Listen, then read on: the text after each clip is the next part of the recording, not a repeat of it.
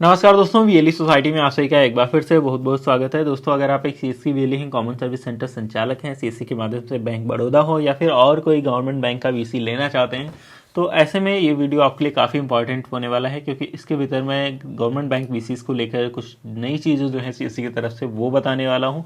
लेकिन उससे पहले अगर आप चैनल पर नए हो तो चैनल को सब्सक्राइब करने के साथ बेल आइकन जरूर दबाइएगा। वीडियो अच्छा लगे तो लाइक की दोस्तों पहुंचाना बिल्कुल मत भूलिएगा।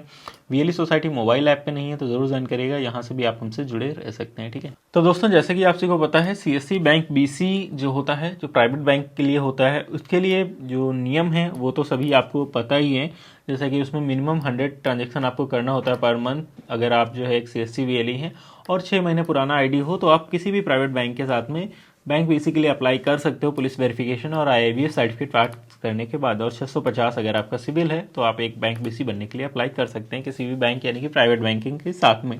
लेकिन अगर आप सीएससी के माध्यम से किसी गवर्नमेंट बैंक का, जैसे बैंक ऑफ बड़ौदा हो गया, या किसी सरकारी बैंक का बीसी लेना चाहते हैं तो उसके लिए कुछ नियम अलग है, वो आपको फॉलो करने पड़ते हैं। वो क्या है वो थोड़ा सा यहाँ पे मैं आपको बताया देता हूँ, ताकि अगर आपको गवर्नमेंट बैंक बीसी लेना है तो उसमें आपको हेल्प मिलेगा। ठीक है, तो देखो, dear VLEs, there is a huge opportunity for applying BC in BOB. If you are a active CSC mandatory services, very who met following criteria can apply for BC through the Google form, या जो भी link मिलता है आपके district manager के through या district सेवा portal पे आपको लिंक आता है, वहाँ से अप्लाई कर सकते हैं।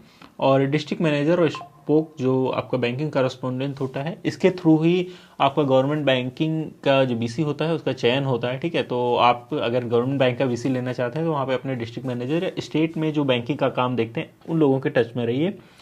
पहली चीज़ जो आपको होनी चाहिए अगर आप ये करना चाहते हो, तो जो चीज़ है वो ये है कि मिनिमम 1 साल आप एज अ सीएससी वीएलई होने चाहिए। एवरेज जो आपके डिजिटल सेवा पोर्टल पर ट्रांजैक्शन है पिछले 6 महीने में, वो 600 होने चाहिए, इससे कम नहीं होने चाहिए। पुलिस वेरिफिकेशन होना चाहिए करंट डेट में, यानी कि हर 3-4 महीने बाद आप अपना एक पुलिस वेरिफिकेशन के लिए अप्लाई करते रहें।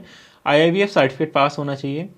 कक्षा 12 कम से कम पास कर रखा हुआ है 12th आपने। सिविल स्कोर वाला जो है आपका, वो भी पॉइंट क्लियर होना चाहिए। किसी आपने किसी बैंक का डिफाल्टर या लोन वोन ले रखा हो, जमा नहीं किया होगा तो आपको दिक्कत होगी। भले आपने कोई फ़ोन ईएमआई लिया हो या कुछ सामान लिया हो और उसकी ईएमआई ना गई हो, तो वो भी सिविल स्कोर आपका ख़राब करता है। तो ऐसे में बैंकिंग लेन देन जो आप किसी बैंक से ले रहे हो या कहीं आप जो है कोई चीज़ फाइनेंस करवा रहे हो, तो उसकी ईएमआईज आप बिल्कुल भी अपने बाकी खर्चों को थोड़ा सा कट करके वो ज़रूर टाइम पे करें। अदरवाइज़ आपको आगे चल के बैंक बीसी लेना हो या कोई नया लोन लेना हो या कहीं पे भी आपको अप्लाई करना हो, तो आपका वो हमेशा के लिए उस पर दाग लग जाता है। ठीक है, और no BC with any private और पीएसयू बैंक, यानी कि अगर आपका कोई बैंक के साथ में सीएससी या अन्य किसी के साथ में कोई बीसी नहीं होना चाहिए, तभी आप ये गवर्नमेंट वाले बीसी के लिए अप्लाई कर सकते हो। यानी किसी प्राइवेट बैंक के साथ में या किसी और के कंपनी के साथ में आपने बीसी किसी कंपनी का ले रखा है और अब आप इसके गवर्नमेंट बैंक बीसी बनना चाहते हो। अगर आप फ्रेश हो, यानी कि आपके पास पहले से बीसी नहीं है, तभी आप इसके लिए कर सकते हो।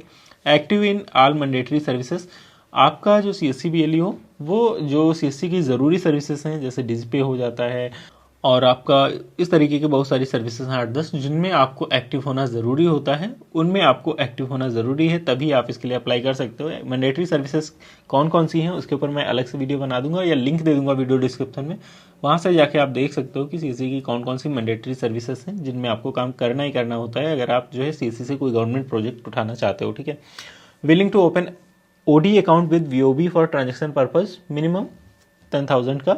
आपको ये ओडी अकाउंट जो रहता है वो एक हिसाब से लिमिट के तरीके से काम करता है कि कितने रुपए तक का आपका जो है अकाउंट ओडी और ड्राफ्ट फैसिलिटी आपके अकाउंट पे रहती है कि आप उतने रुपये का लेन देन कर सकते हो। And willing to do APY, PMJJBY, PMSBY account opening and loan. ठीक है, जो लोग भी गवर्नमेंट बैंक का बीसी लेना चाहते हो तो सबसे पहले एक चीज़ माइंड में ये रखना कि आपको बैंक के साथ में अकाउंट ओपनिंग का काम तो करना ही करना है, इसके साथ में जो लोन्स होते हैं उनको भी करवाना रहता है। इंश्योरेंस का काम जो होता है वो भी आपको करवाना रहता है। कोई अकाउंट खुलेगा उस पर इंश्योरेंस करवाना है। जो बैंक के बाकी कस्टमर हैं जिनका कोई इंश्योरेंस नहीं है, उनको भी रहता है कि इनका इंश्योरेंस आपको करना है। कोई लोन ले रखा है, जमा नहीं कर रहा है, तो रिकवरी वगैरह के लिए भी आपको बोला जाता है बैंक की तरफ से कि इसमें आप सपोर्ट करिए, या कहीं पे मीटिंग वगैरह होती है वहाँ पे भी आपको जाके थोड़ा सा काम करना पड़ता है। तो ये इतनी चीज़ अगर आप करने को रेडी हो या इसके लिए आप माइंड मेकअप कर चुके हो, तभी आप जो है गवर्नमेंट बैंक बीसी के लिए जाइएगा। अदरवाइज़ आपको जो है फिर काफ़ी ज़्यादा दिक्कत हो सकती है अगर आप फील्ड में नहीं जा सकते या बैंक के जो इंश्योरेंस वाले काम हो गए या फिर आपका रिकवरी वगैरह में कोई नहीं काम करवाएंगे तो बैंक फिर कुछ दिन बाद आपको समस्या क्रिएट कर सकता है या कुछ भी रीज़न देके आपको जो है बैंक बीसी से हटा भी सकता है। ठीक है, तो ये चीज़ आप ध्यान रखिएगा। VLEs who satisfy above criteria can apply for BC through the link mentioned below. For any clarification you can reach your district manager। ठीक है, कोई भी दिक्कत है, कुछ भी पूछना है तो डिस्ट्रिक्ट मैनेजर से ही पूछना। कहीं भी गूगल में, कहीं भी व्हाट्सअप में या फेसबुक में या कहीं से भी आपको कोई गूगल फॉर्म का लिंक मिलता है या कोई बोलता है आपको बैंक बीसी के लिए पेमेंट करना है, तो ऐसे किसी भी लोगों को आप पेमेंट मत करिएगा।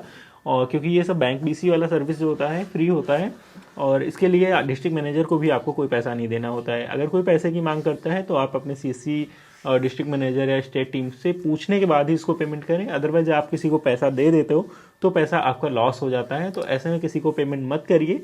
और अगर आप एक CSC VLE हो तो अपने डिस्ट्रिक्ट मैनेजर और CSC टीम से कम्युनिकेट करते रहिए।